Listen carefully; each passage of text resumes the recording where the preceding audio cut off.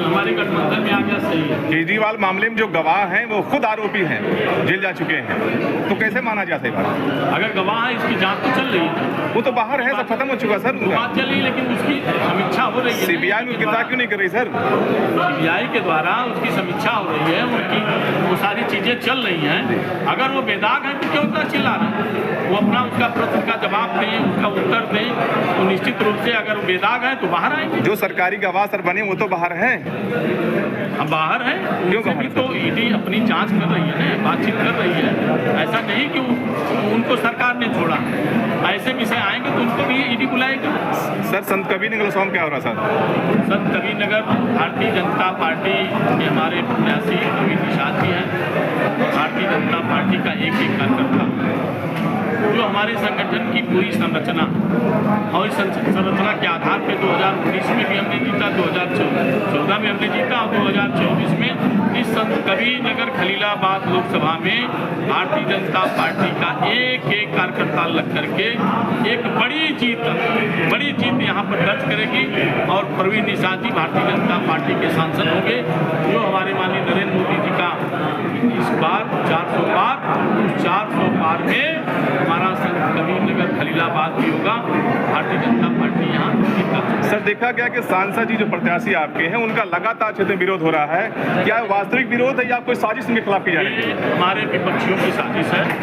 Bharatiya Janata party, आप सब लोग देखें आपके सामने, भारतीय जनता पार्टी का जो संगठन था वो नीचे से लेकर ऊपर तक जो भारतीय जनता पार्टी ने उनको टास्क दिया है, काम दिया, उस काम को करके और आप सब देखेंगे कि निश्चित रूप से निषाद भारतीय जनता पार्टी के सांसद बनेंगे। ये विपक्षियों का है कि कुछ लोगों को गुमराह करके वो अपनी राजनीतिक रोटी सेकना चाहते हैं।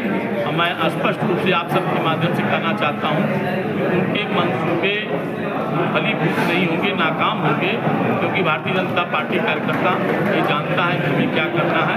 आज उसी संदर्भ में आज मैं सबके साथ बैठा हूँ, बातचीत हुई है और सब कार्यकर्ता हमारा नीचे का बूथ का, शक्ति केंद्र का, मंडल का, जिले का एक एक कार्यकर्ता जो भारतीय जनता पार्टी ने चुनाव के लिए रोड मैप बनाया उसके अनुसार उस काम को करेगा और हम निश्चित रूप से यहाँ विजय प्राप्त। जो पीएन सिंह लगातार क्षेत्र में जाकर विरोध कर रहे हैं उनके खिलाफ क्या कार्रवाई करेंगे? निश्चित रूप से उनको हम अपने दायित्व से उनको मुक्त किया है और आगे ये पार्टी की प्रक्रिया है, हमने अभी उनको दायित्व से मुक्त किया। आगे वो नहीं मानेंगे तो भारतीय जनता पार्टी को नहीं रह सकती। सरकार का नेतृत्व कर रहे थे तो अगर वहाँ भ्रष्टाचार हुआ तो माना किसको जाए? आज सीबीआई ने मनमोहन सिंह सरकार को क्लीन चिट दे दिया है, आप माफी मांगेंगे क्या? निश्चित रूप से अगर मनमोहन सिंह सरकार को क्लीन चिट नहीं दिया होगा, मनमोहन सिंह को दिया और आप उसी सरकार में आपने देखा होगा कि चाहे जल हो, थल हो, नभ हो, उन घोटालों का उजागर हुआ था और वो भारतीय जनता पार्टी ने, मीडिया ने उजागर किया था। उस बात को लेकर भारतीय जनता पार्टी आगे बढ़ी। मैंने सर आरोप की बात किया है, मनमोहन सरकार को सीबीआई ने आज क्लीन चिट दिया है, क्या आप आरोप की माफी मांगेंगे क्या? आप अभी आपने बताया उस विषय पे मैं तो सुबह से बैठक कर रहा हूँ जी, और इस बात को अगर मैं पढ़ूंगा, अगर सीबीआई ने क्लीन चिट दिया है, देश के लोगों ने क्लीन चिट दिया है तो मैं तो देश के साथ तो मुझे कोई भ्रष्टाचार में ढकेलने वाले ऐसे घमंडिया गठबंधन का रामलीला मैदान में उन लोगों ने कार्यक्रम किया, उसी के संदर्भ में भारतीय जनता पार्टी आप सबसे रूबरू होना चाहती है और ये कहना चाहती है कि जो इस देश का घमंडिया और इंडिया गठबंधन बना है वो एक दूसरे के स्वार्थ को पूरक करने वाला गठबंधन है।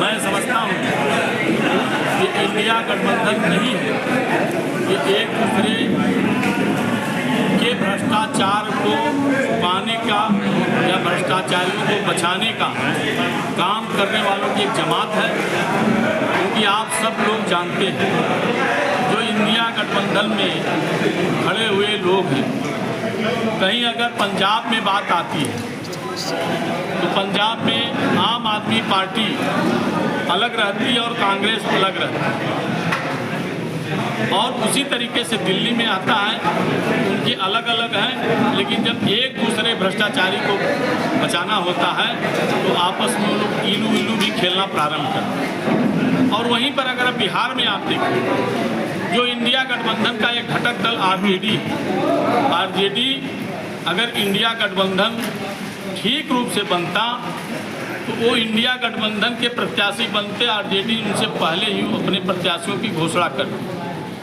केवल ये इंडिया गठबंधन एक दूसरे के भ्रष्टाचार को छिपाने का, एक दूसरे भ्रष्टाचारियों को बचाने का, ऐसे देश विरोधी ताकतों को एकजुट करने का वो एक गठबंधन है।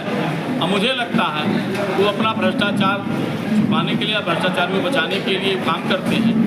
जहाँ पर इस देश के यशस्वी प्रधानमंत्री माननीय नरेंद्र मोदी जी इस देश को समृद्ध बनाने में, इस देश को ताकतवर बनाने में, इस देश की खुशहाली के लिए, इस देश के नौजवानों के लिए, इस देश के किसानों के लिए, इस देश के व्यापारियों के लिए उन्होंने अलग अलग योजनाओं के माध्यम से जो काम प्रारंभ किया है।